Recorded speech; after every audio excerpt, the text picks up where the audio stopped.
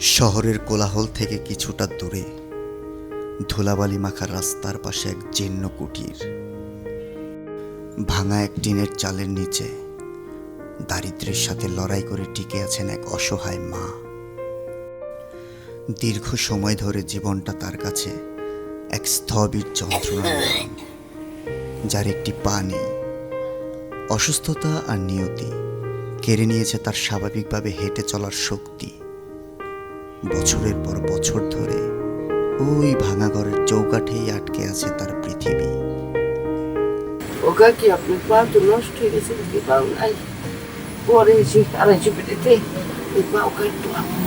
সবাই যখন মা দিবস পালনে ব্যস্ত, তখন আমরা ঘরে বসে থাকতে পারিনি।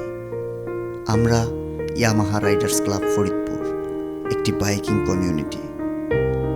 আমাদের কাছে বাইকিং মানে শুধু গতির নেশা নয়, বরং আল্লাহর সৃষ্টির সেবায় আর আত্মমানবতার টানে ছুটে চলা।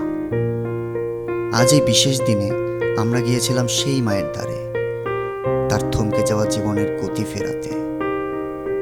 আমরা তার হাতে তুলে দিলাম একটি হুইল চেয়ার, যা হয়তো তার হারানো পা ফিরিয়ে দেবে না, কিন্তু ইনশাআল্লাহ তাকে দেবে নতুন করে চলাচলের স্বাধীনতা।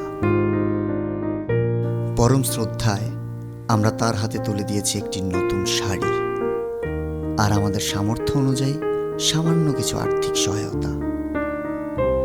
মা যখন নতুন শাড়িটা হাতে নিলেন আর হুইল চেয়ারে বসে আমাদের মাথায় হাত রেখে প্রাণ ভরে দোয়া করছিলেন, তখন তার চোখের কোণে জমে থাকা পানি আমাদের হৃদয় ভিজিয়ে দিচ্ছিল। মনে রাখবেন, বাইকিং কমিউনিটি মানে শুধু পথ চলা নয়, বাইকিং কমিউনিটি মানে মানুষের বিপদে তার পাশে দাঁড়ানো।